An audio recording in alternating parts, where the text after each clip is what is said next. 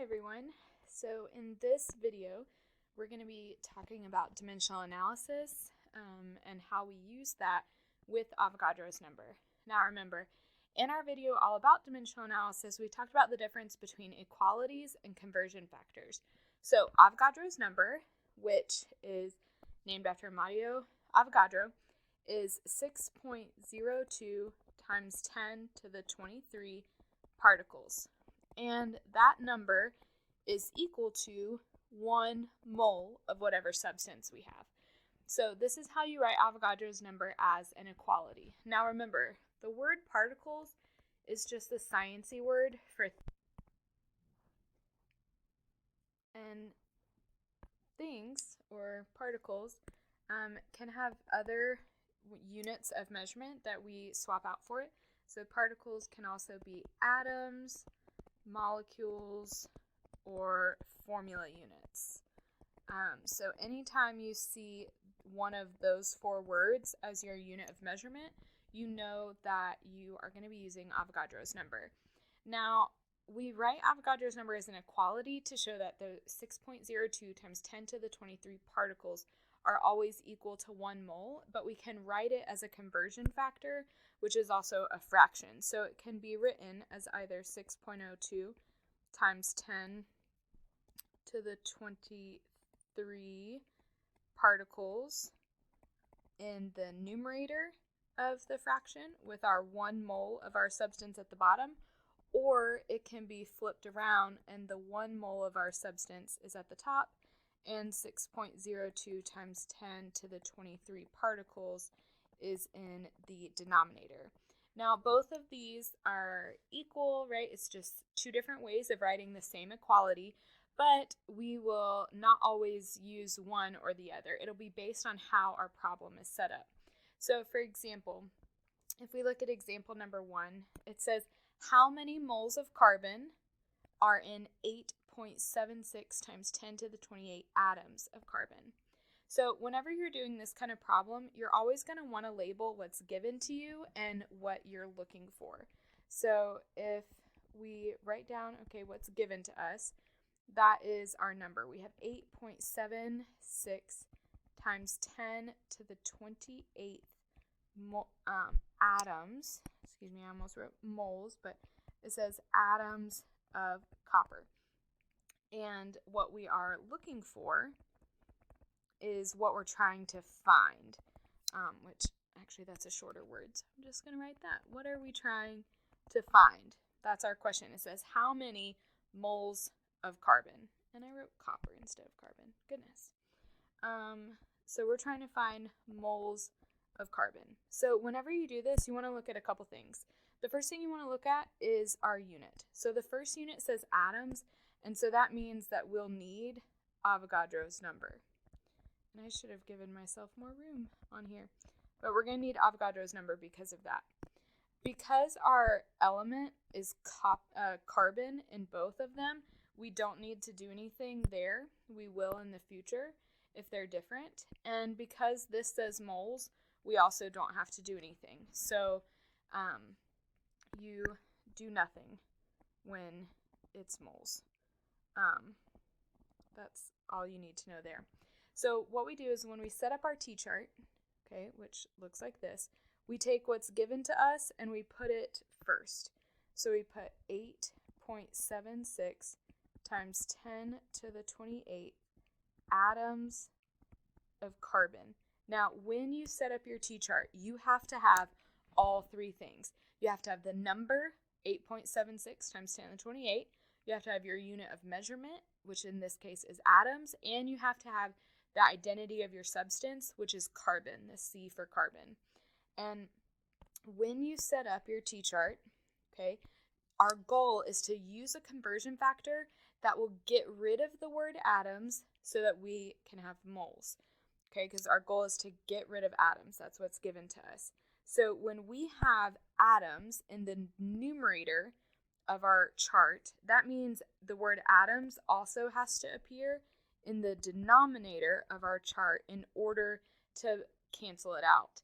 So when we look at our conversion factors, we're going to use this one here because it has particles, which we know can also be represented as atoms, in the denominator. So I'm going to write my fraction like that, with 6.02 times 10 to the 23 atoms in the denominator and 1 mole of the same substance, carbon, at the top.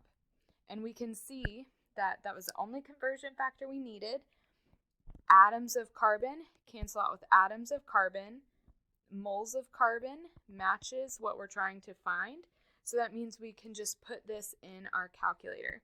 Now, when you're putting this in your calculator, you need to remember that we multiply by what's on the top and divide by what's in the denominator on the bottom. So when you put this in your calculator, it's going to be 8.76. Now remember, there are two different ways. If you use the times 10 with the arrow 28, you have to remember to put it in parentheses, or you can use your EE function to where it looks like this. Push your EE button and then 28 as your exponent, depending on what type of calculator you have.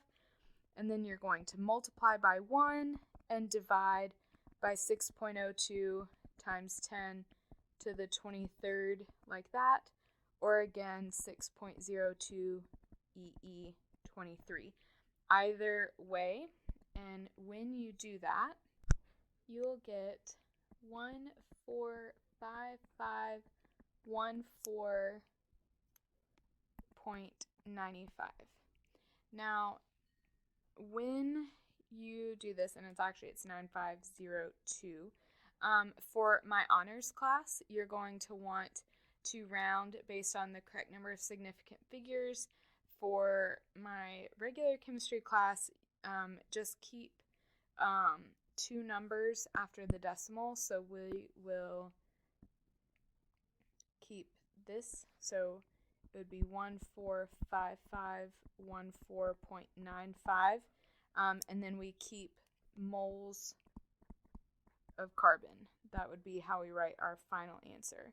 If you're in my honors class and we're doing this based on significant figures, you could do it in scientific notation or in standard notation. So 1.46 times 10 to the 5th moles of carbon. Either way is acceptable. So if we look at example number 2, says how many molecules of carbon dioxide are in 5.7 moles of carbon dioxide. And so when we do this sort of problem, we again label what we're given and what we are trying to find. Okay, so we are given 5.7 moles of carbon dioxide, which moles can be abbreviated as MOL. I know it doesn't take off very many extra letters, but or you can just add the E. And we are trying to find molecules of carbon dioxide. Now, when we're doing this, remember, when we see the word mole, that means we do nothing. There's nothing special required because it says that. Because both of my chemicals are the same, I again don't have to do anything. However, because this we see this word molecules here, that means we're going to need Avogadro's number. Now, the reason why I'm showing you, I'm writing do nothing, Avogadro's number, I'm paying attention to that. If you follow all of these steps, it will help make sure that you reduce the number of possible errors to make. So we set up our T-chart.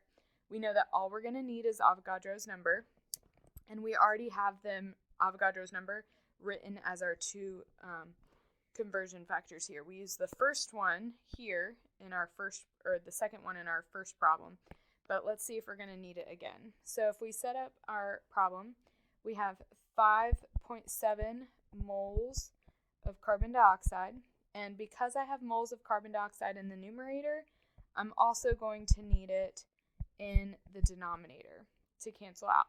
The only conversion factor for Avogadro's number that has that is our first one has moles. So that's what I'm going to put right here. So I'm going to have my 1 mole of carbon dioxide on the bottom, and it's equal to Avogadro's number of molecules, right? We're not going to use the word particles. We're going to use the word molecules because that was the one that was in our problem of CO2. So moles cancel out with moles. And remember that when we do this, we multiply by what's in the numerator and divide by the denominator. So in our calculator, this would be 5.7 times, and again, either with parentheses, 6.02 times 10 to the 23, like that. And you have to have your parentheses, or it could be typed as 6.02 with your EE button 23. Doesn't matter which one, but if you don't use the EE button, you have to put your number in scientific notation or in parentheses, and then you divide by 1. And that will give you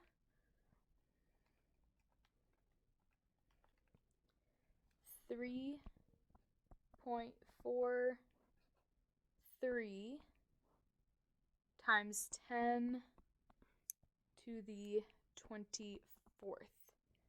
And for my honors class, the correct number of significant figures would be 2. So your answer would be 3.4 times 10 to the 24th molecules